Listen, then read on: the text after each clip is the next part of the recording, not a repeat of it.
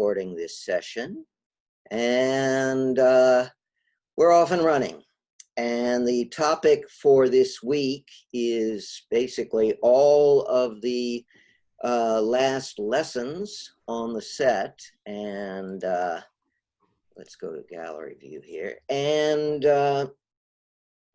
discussion of those, questions about them. There's a great deal of material. A lot of that material is incomplete, which is why I have not put it in the index. Moreover, I'm going to be revising the course dramatically. In fact, I have a lot of plans that I want to talk about, but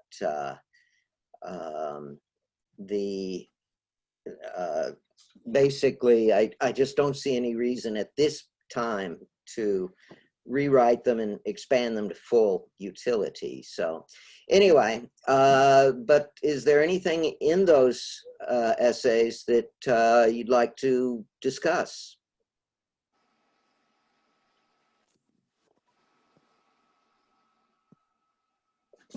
Molly, what did you think of the essays? Oh, you liked them. They were brilliant. Yes, they were brilliant. Yes. Okay. Well, no questions then? The directed graphs is what I was thinking about the most after reading it. Yeah. And I know Lorenzo also pulled like a screen clipping of the directed graph and was like, oh, this reminds me of like a twine I made. Yeah.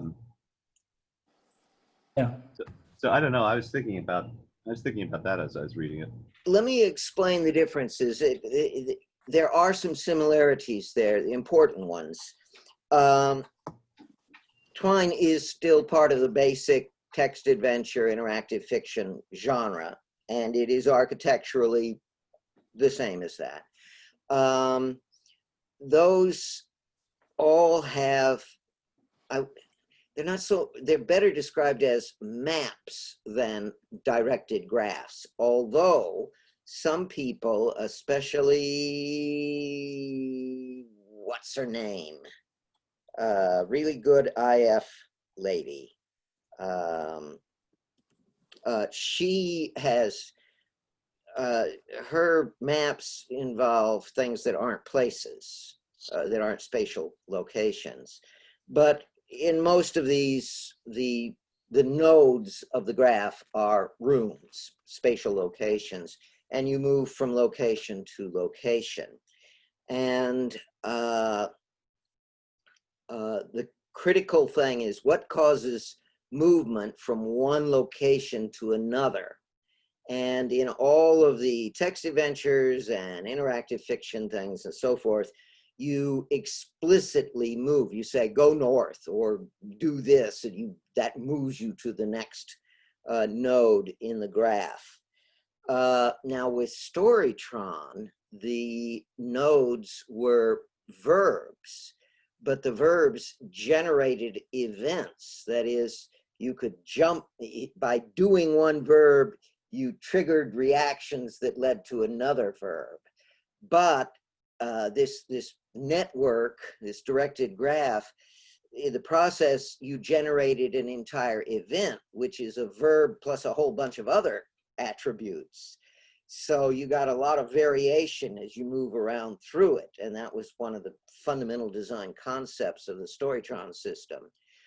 With the encounter system, you are not at all in control of motion from one node to the next. The engine simply marches down through a sequence of nodes in a semi-random fashion. It sort of bounces along. There is an overall sequentiality, but it bounces in a, well, it isn't A, B, C, D, E, F, G. It's more like A, C, G, F, J. You know, it can move, it can actually go backwards occasionally, but most of the time it's generally jumping forwards. So that's radically different. Now, in all of these directed graphs, the fundamental thing that is in operation that makes it interesting is the alteration of global variables. And in fact, a very good way to appreciate this is to go back to one of the very simplest of these, the game Pac-Man, which is a directed graph. It has nodes and connections between nodes, and you explicitly say go up, down, left, or right, and so forth. And the trick that makes Pac-Man interesting is the existence of two groups, or actually three groups of global variables. The first group are the pills that you eat, and you are required to eat all of them. The second group are the ghosts who are coming after, well, they're not coming after you, they're following a pattern. The third group are the power pills that suddenly allow you to turn the tables on the ghosts. Basically, as you move around, these start off with values. This pill is not eaten. That pill is not eaten. This power pill is not eaten. Here's the location of this ghost. And as time goes on, the values of these global variables change. And the changes in those values are what make it interesting. For example, you can come to one node, one intersection in the Pac-Man directed graph, and Pinky is directly above you. So you do not want to go up, you'll run into Pinky. So you decide to go this way. Okay, that's good. A while later, you've moved around and you come back to exactly the same intersection, only this time Blinky is over here. So this time you don't want to go that way. You want to go, say, up. So the changes in the global variables make the decisions at each point in the directed graph variable. You don't make the same decision. Same thing goes with text adventures.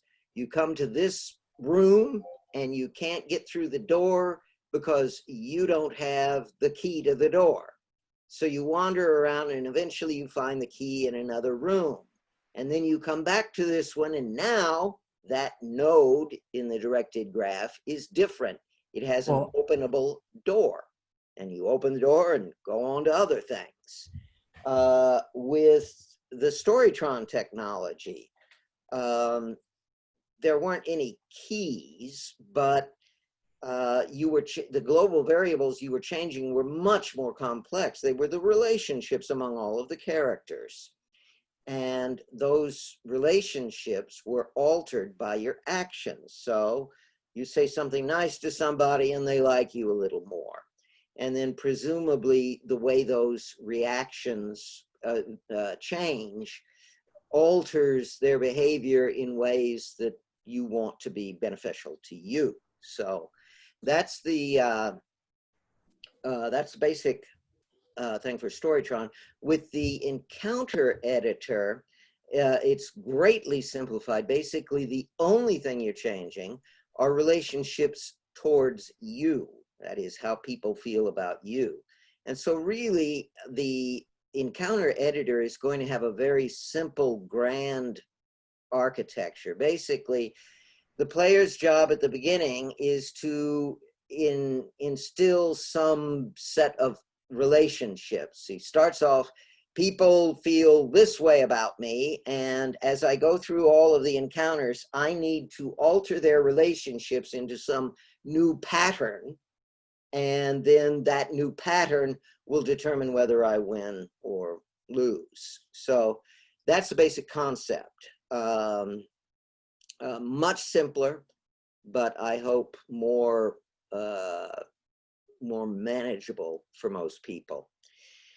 So that's how we view these structures in terms of directed graphs.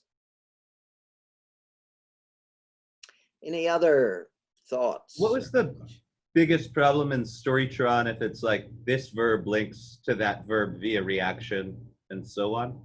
What was the biggest trouble trying to write in that verb space? Because I feel like that'd be ideal, because then you can write 500 verbs and then you're done, right?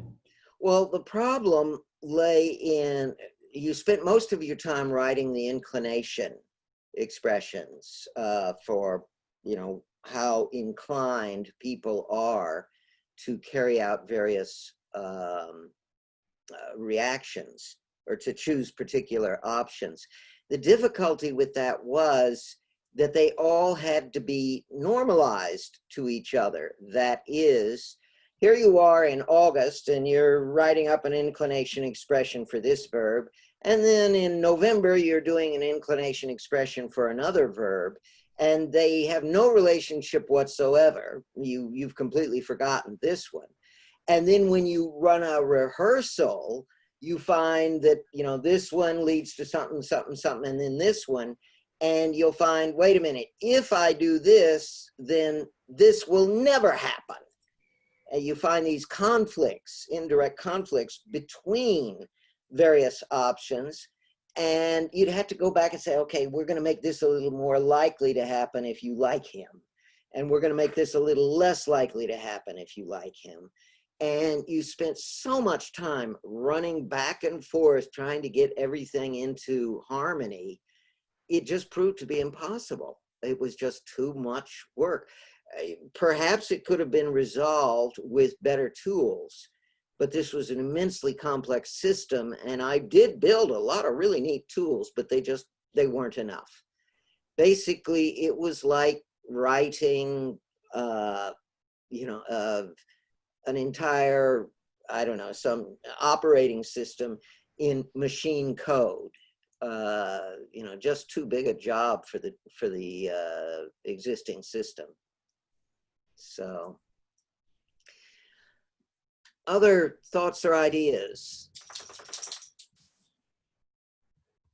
Yeah. Yeah, I wanted to tell you before I got disconnected that for Pac-Man, every little ghost has its own kind of personality. Yeah, he has his own pattern he follows. Yeah, and it's reacting to the player. If the player has a special ability to eat the ghost, they will fear him and go away from him. But each ghost has a pattern, so it's almost it's not a personality model, but it's the beginnings of maybe it's a bit similar to what we want to do. It's different behavior. Well, actually, the ghosts have a very simple movement algorithm, and that algorithm is, if the player has is empowered, has taken a power pill, then run home to your base. If not, then they have a simple pattern of movement that they follow that's predefined. And if you memorize that pattern, you can go anywhere you want, knowing, well, he'll take a right turn at this intersection. Yeah, but it's not like one of the ghosts is always getting away from Pac-Man. One other is following him. One other is trying to get him in a corner, They have like strategies. That's what makes the game replayable, and there's not every play of Pac-Man is different. I am confused on this point. Are you talking about the original Pac-Man or a later version? No. Okay, well then I saw an analysis on when that's why you have a record for Pac-Man, the guy who played the most time. It would be infinite if there was just a simple pattern to learn, and all the gameplay of the Pac-Man is that one of the ghosts is some blocks away from Pac-Man, and another one is trying to go in a direction opposite to one of the ghosts, in a way that they react each other as in a closed system. It's a very simple, but it's a kind of a small system. So this way they have connection between them, and it feels like a bit more random than, well, not random, because random is not fun. It's between, it's a bit like what we do. We make simple variables for reactions, but we also them in a way that it's interesting and not completely random, because random personality would be not very. Okay. Yeah. Let's see. Any other comments or suggestions or on You had the material? mentioned, Yeah. you had mentioned the material. Normally, when you face a coding problem like this, you use a higher level language to solve it. What Yeah. would be the higher level language analogy for in the storytelling? I think you mentioned it in the article, but it's like I kept thinking about that. Well, we this morning. haven't developed that higher level language. In many ways, you could say that Storytron itself, that the technology there is a higher level language. That is, it organizes dramatic interaction into a system. You know, we're going to take all of storytelling and we're going to boil it down to actors, props, stages, and verbs. And then for verbs, we're going to have reactions to verbs, and reactions there are physical reactions, emotional reactions, and then there are roles. And then roles have options. And then there are scripts associated with every one of these that help define how it works. So that is a language. It's a way of organizing a complex phenomenon into simpler components that all work together, you know, gears that all mesh together. And it was too complicated. So with the encounter editor, I'm building a language for describing dramatic interaction that is far simpler and you know, very crude, but perhaps, I'm hoping, manageable. The problem is to come up with the right combination. See, Storytron, if you talk in terms of ease of use versus dramatic fidelity, Storytron was like this. It had a lot of dramatic fidelity, but it was impossible to use. With the encounter editor, I'm moving more like this: less dramatic fidelity, more usability. The problem is that I may be way down here and moving like this, and the end result is, well, it's still not that easy to use, and it doesn't have that much dramatic fidelity. It's impossible to really say until you worked with it for a while. I have been working with the encounter editor for some time, and there are aspects of it that disappoint me, but I am still convinced that this thing has potential. But this brings me to the next broad topic for us to discuss, which is the encounter editor that you guys looked at last week. I presume, I hope you have had further opportunity to mess around with it. I have continued improving it, but do you have any suggestions or criticisms of the one you looked at?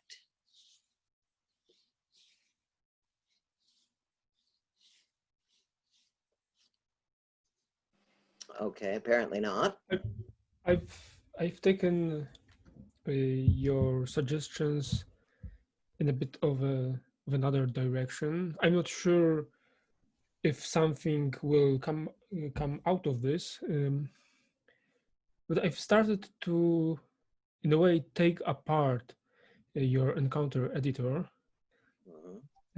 I started to think about how it could be like presented in a way to make it easier to use.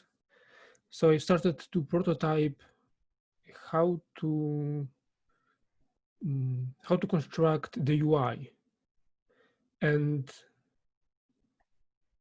to drive the features of the encounter editor by what types of interactions with the encounter editor should be possible. How should it work from the perspective of the user? Okay. And I'm still at very early stages. I'm using Figma. So if I have something more to show, I will be able to share it and everyone will be able to see it. but even now, even just trying to recreate it, and at the same time I'm trying to think about how it could work, it already, like, I see that already it bears fruit in the way I've started to like approach how we can entice people to use it. Like I said, it's still in the early stages, but the thing that like constantly that I constantly bump upon is that it should be like almost seamless, the creation and the testing phase. Yes. In fact, that is the next major change I need to make in the encounter system. Actually, I have the stubs for the code for the let's see, for the engine and for the rehearsal system. And I just had to fill them in. That will, of course, take a goodly deal of time. At this point, I'm going to change gears and talk about the future and what final plans are. This is the penultimate class meeting. Our last meeting will be next week. I had earlier planned, in fact, I told the Sunday group, I had earlier planned on a fairly ambitious scheme for getting things rolling. And unfortunately, I've fallen ill and I don't have a great deal of energy now. And I'm going to get back in bed after this class. Let's see. Here is the basic plan. During the month of September, I will complete the encounter editor with the rehearsal and the engine running and so forth. It will be unfortunately, it will be a Java program. Conversion into JavaScript so that we can put it on the web will come later. We will, let's see, but I will have it in what we call alpha stage. It will be, all the basic features will be in place. We know it'll have some bugs and problems and it'll need improvement. But by October 1st, we will have the alpha stage ready. At that point, and so really, almost nothing will happen during September from your point of view. However, I will, at some point in September, I will open up a discussion board system that we've had up for about a year. It's called Thaddeus, and it's meant for discussing interactive storytelling technologies. And it's been very quiet for a year, but I intend to bring both of these classes into it in a week or two, and then launch some discussions there. The next step will be in October. I will start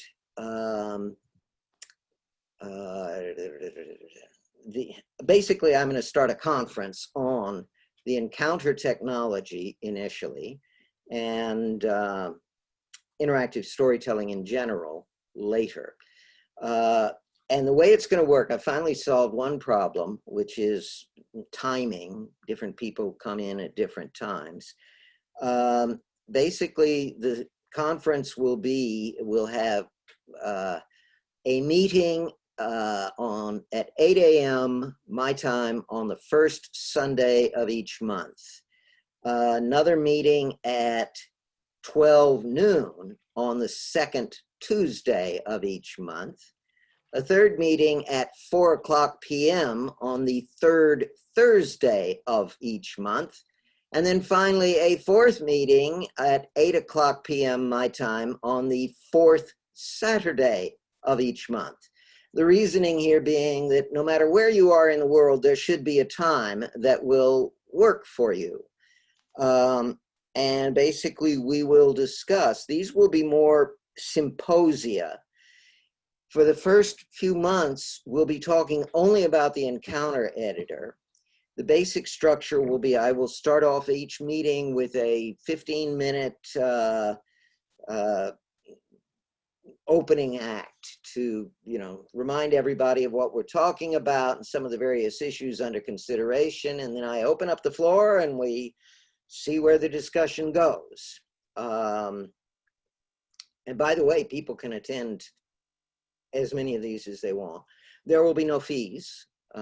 This is not a money-making proposition.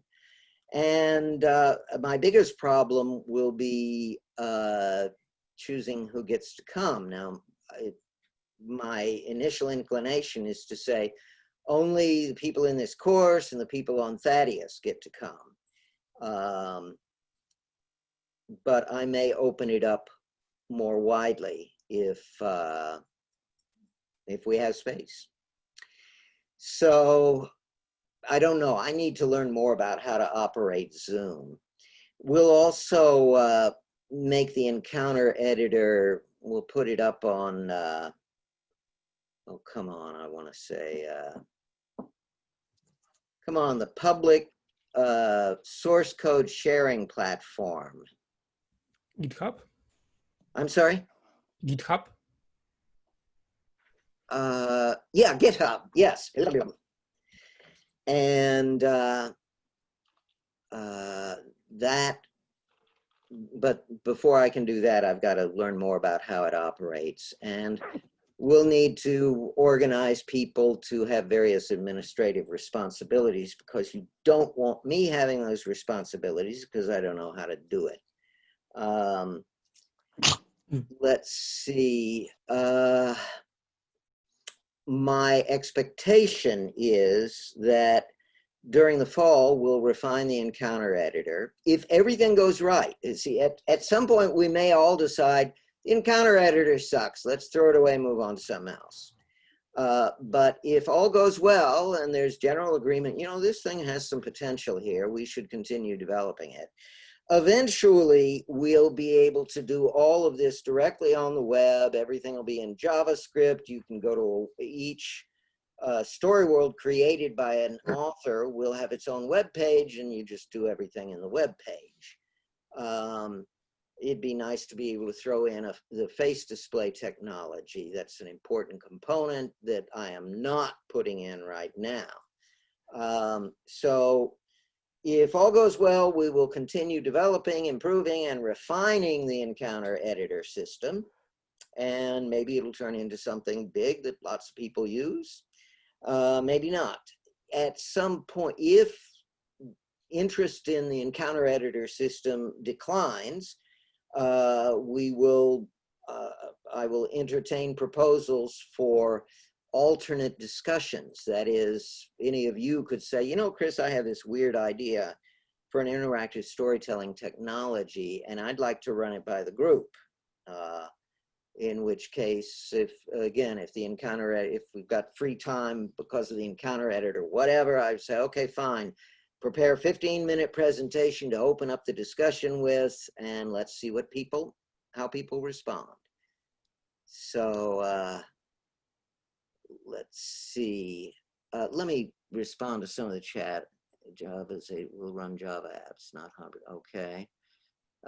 You mean something similar to Google App Engine, just running code without virtual machine?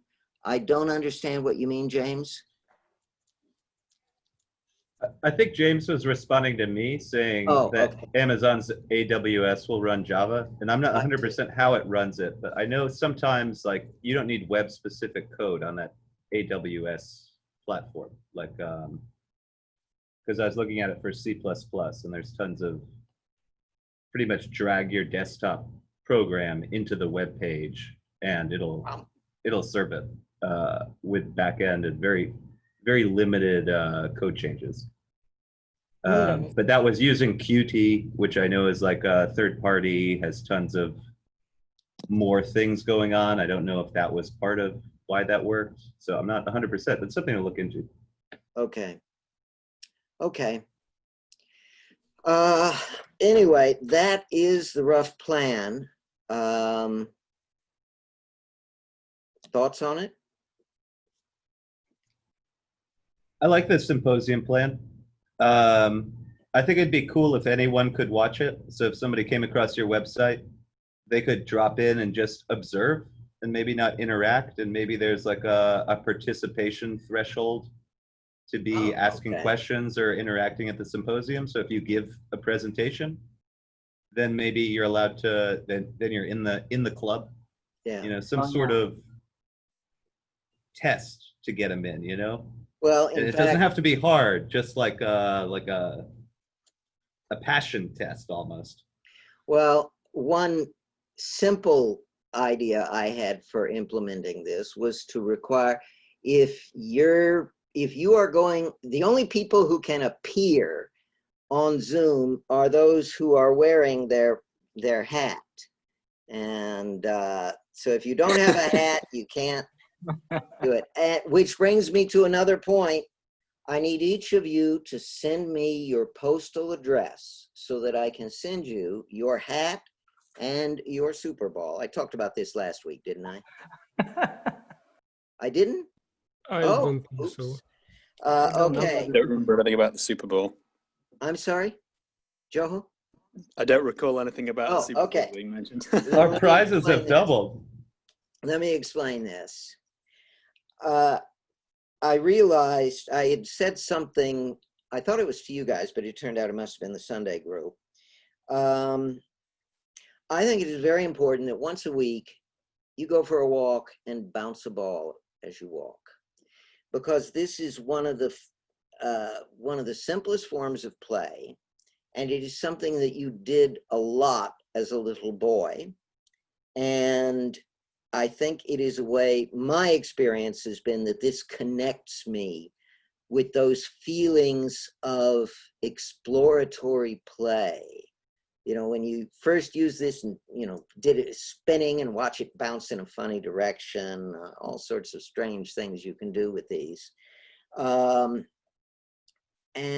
so I urge each of you as an exercise to, you know, first to think about what play is and what makes good interaction. You know, take some time to think about the big questions. And a good way to do that is to go for a walk and, you know, bounce the ball as you go for your walk. So I'll be sending each of you a one of these little balls as well. So. Thank you. So, but I need you to send me your postal address. So any other, we've covered a lot of ground here. Any other comments, questions? It was one earlier for the encounter editor, which is basically my experience of when I first opened it. The example projects, you know, were quite interesting to dig into, but depending on who this is kind of meant to be targeted at, we've obviously been going over stuff like, what's it called, Little Willie and you know, what was his name, Black Bart. Black Bar. So I had Black Ted in my head for some reason. But yeah, like those examples are like much more kind of minimalist and simple. It might be worth having an example of that simplicity. Oh yes, oh yes. That's another thing I'm working on. I've already got 4 encounters written and 2 more planned. I'm hoping to have it at about maybe 20 in the end, so you can see. It'll be a very abbreviated story world, but it will at least show the general architecture of one of these story worlds. So yes, a demo is absolutely fundamental to anything like this. And that's one reason I was hoping to start on September 7th or whatever, but I realized there's just too much to get done. And I just can't get it all done. Let's see. Oh yeah, live stream. I think I want to stick with Zoom only because Zoom appears to be, sort of a universal standard now, and most people have Zoom installed and know how to use it. Yeah, sure. But I mean, when you have when we are on Zoom, we talk to each other, but there can't be spectators. A spectator would have to have the ID of the meeting, and Well, there you is know, another way. I'm recording these sessions, and I can put the recorded sessions up on YouTube. I've been doing that, and I'm surprised to say they're getting like 40 or 50 people looking at them. I can't imagine why anybody would. So, I know I look at some of the Sunday class, for example, but I mean that if you do it, we could still do it on Zoom, but YouTube would be the thing that shares the screen or stream or Zoom conversation to a wider audience. So people can't get into the Zoom, but they can still watch it live and ask questions and say, I don't know, participate. okay, that's one of the things I'm going to be looking into. What's the best way to deliver this, and how to sort out, if we get a crush of people, then we've got to figure out how to stomp them down. And if we don't get enough, we got to figure out how to, bring up the level of discussion. So it's yeah, I think there will not have 10,000 of people watching us. yeah. But for us to have like 10 people, we need to say, like, you need to write a post on your blog saying, I'm gonna do a live stream on this day, like you said to us. Just show a planning, and I know you already wrote some articles, some website called Medium, and this is like kind of a social network blog website. Yeah. If you post the blog article from you on Medium, you will have some people will see it. Maybe we'll have 5 people read it and actually look for this live stream. Maybe so. One thing that you could do is with YouTube systems is you can, if you've got a stream that's scheduled, you can basically put that, you can promote that before it goes live. So it's not just like, you could say at this time and date we'll be having this discussion on that, on X.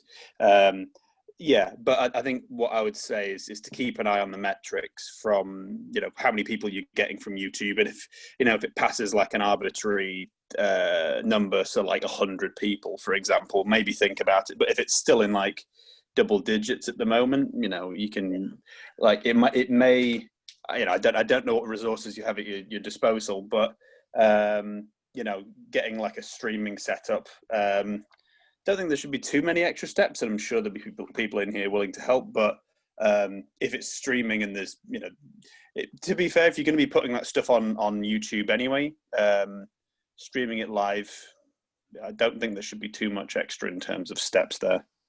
Okay. Well, I'm gonna call it quits now. I'm getting kind of tired. So I will see you guys next week, and I forget what else. There were a couple. If I have more to tell you, I'll send you an email. Cool. Take care, Chris. Okay. Yeah, have a good one, Chris. Okay. See you next week. Bye. Bye-bye. Bye.